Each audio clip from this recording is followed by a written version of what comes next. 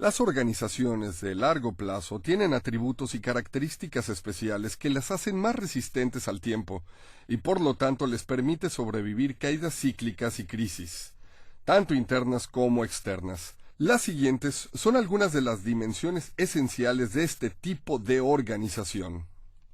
El mundo se está haciendo más multicultural y necesitamos entender el cambio cultural. Mi estado de residencia no tiene una mayoría racial. Todos los grupos son minorías.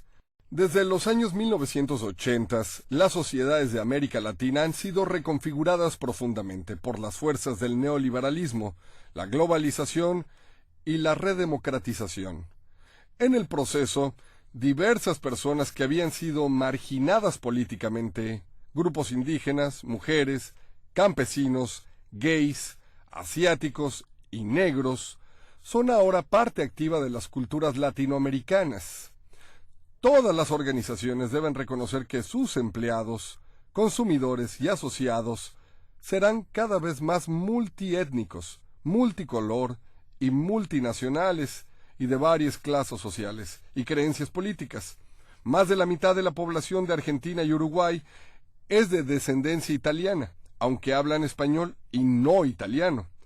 Sao Paulo, en Brasil, tiene más italianos que Roma. Haití tiene un porcentaje de africanos más alto que muchos países de África. La descendencia africana en Estados Unidos, Cuba, República Dominicana, Brasil y Colombia. La Florida tiene más personas del Caribe que algunos de los países isla de esa región. Los indígenas nativos son mayoría en Ecuador, Colombia, Guatemala, Panamá, Perú y muchos otros países. México es principalmente una mezcla de español con indígena. En suma, el hemisferio occidental es un mosaico étnico. Cualquier organización que no reconozca, acepte o abrace esta gran diversidad étnica está en peligro. El otro cambio que es imperativo entender es el dinámico cambio de las generaciones. La tasa exponencial de cambio demográfico ha producido por lo menos 5 generaciones que actualmente tienen muy poco en común en cuanto a actitudes, tecnología, política, economía, recreación y ocupaciones. Toda persona y organización debe estar consciente de las diferencias de actitud y cultural entre estas generaciones. ¿Quiénes son los miembros de estas generaciones? Bautizada por Tom Brokaw como la Gran Generación, esta generación nacida antes de 1930 es también conocida como la generación de la Depresión, la generación de la Segunda Guerra Mundial o la generación del New Deal. Ya que los miembros más jóvenes de esta generación están ya cumpliendo 80 años, solo unos cuantos de esta gran generación continúan dentro de la fuerza de trabajo, aunque siguen siendo consumidores, especialmente las mujeres de esta generación. Ellos son los depositarios de la historia y de muchas de nuestras mejores y más tradicionales ideas, oficios y prácticas, algunas de las cuales podrían desaparecer con ellos. Ellos son la generación viviente que más ve televisión. Como trabajadores, ellos se identificaban con las organizaciones estables de largo plazo. Eran leales a una iglesia, partido, sindicato y empleador. Se afiliaron a organizaciones informales en números sin precedentes y crearon una cultura cívica y organizaciones comunitarias como ninguna otra generación. Enseguida en edad está la que algunas veces llamamos la generación perdida, la generación baby bust o la generación silenciosa. Estas son las personas nacidas entre 1930 y 1945. Son una generación pequeña, ya que el tamaño de la familia fue más pequeña durante la era de la Depresión de Estados Unidos y de la Segunda Guerra Mundial. Tienden a ser conservadores, aunque han producido a rebeldes como James Dean, John Q. Rourke y Lenny Bruce. Son muy trabajadores, tradicionalistas y formales. Ahora este grupo se está jubilando en masas, y algo de su gran ética de trabajo se está perdiendo con ellos. Como la gran generación, los de esta generación silenciosa se esforzaron por carreras profesionales muy predecibles, han trabajado para solo 1 o 2 empleadores y han avanzado laboralmente vía las jerarquías organizacionales. Estos trabajadores suelen trabajar más horas que cualquier generación anterior. Son trabajadores leales, aunque se consideran enemigos del riesgo y conformistas. Asegúrese de valorar a estos empleados por lo que ellos saben y no solo por lo que hacen. La más grande y quizá la más famosa de las generaciones en la historia es la de los Baby Boomers, nacida entre 1946 y 1964. El cambio siempre ha acompañado a esta generación. Esta generación llegó a su madurez en la era del movimiento por los derechos humanos, el movimiento ambientalista, la revolución sexual, el movimiento antiguerras y el movimiento de la liberación de la mujer. Se les ha calificado como la más radical, la más hedonista, la más orientada al cambio y la más anticonvencional. Fue la primera generación que consideró el estilo de vida, la salud psicológica, la gratificación instantánea y la igualdad como valores importantes. No fue sorpresa que se creó una gran brecha generacional entre los boomers y sus padres. Nunca antes una nueva generación había criticado tanto y descartado como esta los valores de la generación anterior. Los boomers están al frente de la mayoría de las organizaciones de hoy, y sus valores están ya al centro de la cultura mundial actual. Su sentido de apertura, autoexpresión, sexualidad, igualdad y diversidad, y cambio también, se han convertido en valores convencionales culturales. Los boomers crecieron en una época de prosperidad económica. Les gusta ganar, estar al frente y crear impacto. Las organizaciones deben tener en cuenta otras características de los baby boomers. Esta generación es la más ambivalente de todas con respecto al tema de la jubilación. Muchos boomers están atados psicológicamente a su profesión, buscan iniciar una segunda o tercera carrera productiva y sufren ansiedades respecto a su futuro financiero y beneficios de la pensión. Según el Instituto Nacional de la Vejez en Estados Unidos, casi 3/4 partes de los trabajadores boomers preferirían una jubilación gradual. Añoran tomarse tiempo para actividades de esparcimiento y de familia y buscan oportunidades de trabajo de tiempo parcial, flexible y compartido. Los boomers se orientan al cambio y tratan de mantenerse al día, aunque no siempre con éxito, principalmente en el área de nuevas tecnologías. Nacidos entre 1965 y 1980, los miembros de la generación X son caracterizados como hábiles sobrevivientes de retos sociales que han tenido que batallar con drogas, SIDA y la desintegración de la familia en muchos países. Se les describe como muy independientes, autodirigidos, recursivos y escépticos de autoridades e instituciones en general. Aunque son comprometidos, este grupo aborrece la lealtad ciega con un empleador. Buscan siempre un ambiente emocionante y de reto. Puesto que crecieron con mucha supervisión, ahora requieren poca supervisión y resienten ser controlados por sus directivos. Los empleadores deben reconocer que los de la generación X valoran más que nada la autonomía y deben considerar ofrecerles horarios flexibles, tareas compartidas, teletrabajo, sabáticos y contratos independientes. Según Bennett y Redmaker, la generación X tiene un bajo nivel de motivación por el activismo político en comparación con los boomers, para quienes los campus universitarios sirvieron como centros de protesta. Su obra sobre el tema propone que la incertidumbre de la generación X sobre su futuro económico ha afectado también su perspectiva de la política. Los X tienden a no alinearse con un partido político, más bien votan por un candidato con base en sus propuestas. Como la mayoría de los jóvenes, desconfían de las generaciones anteriores, y en Estados Unidos no cultivan lealtades sólidas con demócratas, republicanos o independientes. La generación X es la menos orientada a leer un periódico, ver noticias por TV o escucharlas en radio. Las encuestas indican que solo el 25% leen un periódico y alrededor del 38% ve las noticias de televisión y solo el 48% las escucha por radio. Cuando hablamos de cambio, quizá lo más apropiado es referirnos a la actual generación de jóvenes, la cual es llamada la generación Y, ecoboomers, milenios o generación Yo. Ellos son diferentes a las generaciones previas, serán los consumidores y empleados del futuro. Y por supuesto, son los estudiantes y empleados de recién ingreso de hoy.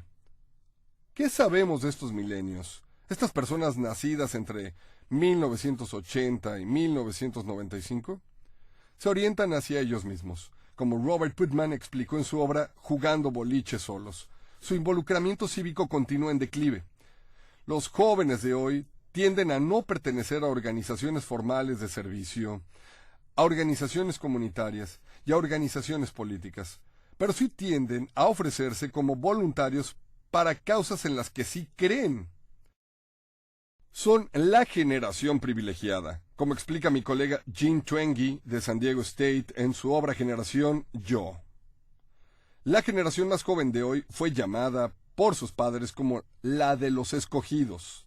Sus padres, baby boomers, les dijeron que eran muy especiales, y se lo creyeron.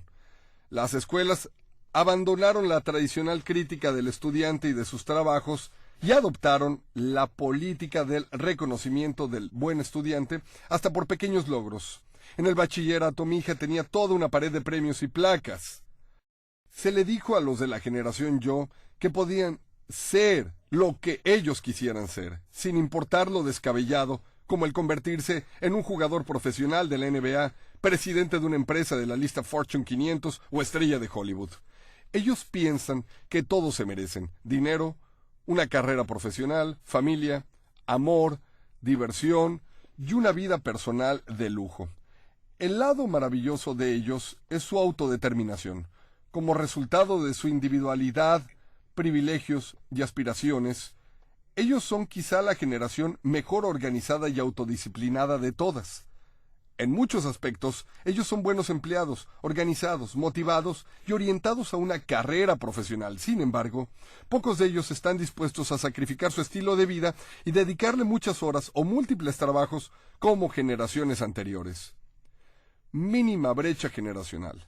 A diferencia de los baby boomers y la generación X, que repudiaron y no respetaron los valores y creencias de la generación de sus padres, esta generación, de hecho, se lleva bien con sus padres.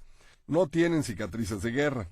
Aunque los milenios tuvieron retos como el abuso de drogas, el SIDA, el ataque terrorista 9/11 y el cambio tecnológico, no han sufrido los traumas tan fuertes de generaciones anteriores, guerras mundiales, la depresión económica, conflictos civiles, terrible discriminación racial y de género, y el reclutamiento militar obligatorio. Puede ser que reaccionen muy bien, pero no ha sido realmente probados en épocas difíciles. Por todo el mundo, los milenios son los que menos creen que su país es mejor que otros, haciendo a un lado el nacionalismo que ha caracterizado a las generaciones anteriores y que ha hecho que los ciudadanos en casi todos los países crean que viven en una cultura superior y que ellos son llamados a ser personas especiales o escogidas. Cada vez más, los milenios son simplemente ciudadanos del mundo y creyentes de la globalización. Según encuesta de actitudes del Pew Global Trust en Estados Unidos, el 68% de las personas de 65 años y mayores están de acuerdo con la frase «Nuestra gente no es perfecta, pero nuestra cultura es superior», mientras que el 49% de los de edades entre 18 y 29 años están de acuerdo en dicha frase. La brecha generacional en Europa Occidental y en América es similar. Más de la mitad de los europeos occidentales es de mayor edad, 53% son culturalmente chauvinistas, comparado con solo una tercera parte, el 32% de sus contrapartes más jóvenes. La diferencia entre generaciones es particularmente aparente en Francia, donde solo 21% de personas de menos de 30 años apoyan la noción de superioridad cultural, mientras que el 50% de los mayores de 65 años dicen que la cultura francesa es superior. Mientras que el racismo está lejos de desaparecer, los milenios son la generación menos orientada hacia las razas y el racismo. No es sorprendente que el mayor apoyo de Barack Obama proviene de los milenios de todas las razas, y su apoyo más débil es de los adultos mayores de todas las razas. A diferencia de las generaciones anteriores, Casi todos mis estudiantes han tenido citas sociales interraciales, tendencia apoyada por diversas encuestas. ¿Qué herramientas se requieren para enfrentar el cambio a medida que avanza este nuevo milenio? Visión. Aunque este término se ha convertido en un cliché, nuestra habilidad para pensar creativamente sobre el futuro nunca debe subestimarse. Las organizaciones necesitan contratar personas que sean visionarias, con amplia perspectiva, y que puedan entender las tendencias y tecnologías actuales y futuras. Asimismo, las organizaciones deben recompensar el ver hacia adelante y eliminar las frases «esa no es la manera en que hacemos las cosas» o «nunca lo hemos hecho de esa forma». Misión. Competencias básicas. Las organizaciones deben poder diferenciar entre lo que es central, periférico y fuera de sus capacidades. Las organizaciones deben analizar críticamente lo que hacen bien o lo que probablemente pueden hacer, y lo que está fuera de sus posibilidades. El construir sobre nuestras competencias básicas es la clave hacia un futuro productivo con crecimiento. Valores. Como las personas, las organizaciones tienen siempre un valor central. ¿Cuál es este en su organización? Muy seguido, las empresas son percibidas, y quizá lo sean, como solo interesadas en sus utilidades a cualquier costo. Un triste legado ha sido los desechos industriales, químicos, refinerías de petróleo, operaciones mineras, y la mentalidad de recortar y quemar es lo que ha dado a las grandes corporaciones una imagen de estar en contra del interés público. Pero lo más importante es que las organizaciones eviten adoptar prácticas que puedan causar el fracaso de sus negocios. Los 4 jinetes del apocalipsis aquí son. Miopía directiva. Muchas organizaciones que fracasan se enfocan solo hacia la utilidad a corto plazo, queman sus activos estratégicos, se sobreapalancan o actúan como que solo su imagen es lo que está en riesgo. Una visión de largo plazo es esencial. Quemar el capital humano. Las organizaciones muy seguido subestiman a su personal. Los recursos humanos son su vitalidad y los empleados tienen ya expectativas diferentes a las del pasado. Ahora valoran su trayectoria profesional, su bienestar, el estilo de vida, la adquisición de destrezas y su salario, algunas veces más allá de lo realista. Haga todo lo posible por cultivar y desarrollar este potencial. Los directivos deben monitorear un pequeño pero robusto conjunto de indicadores que reflejen lo que está ocurriendo en su negocio con diferentes horizontes de tiempo.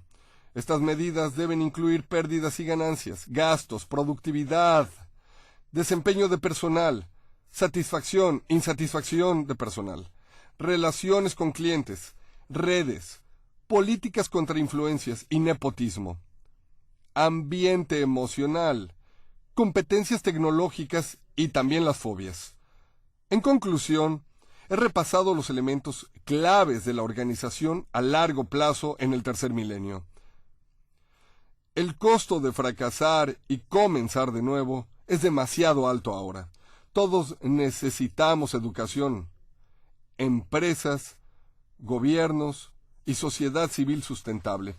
Colaboremos y contribuyamos todos hacia la salud y al bienestar de nuestro mundo compartido.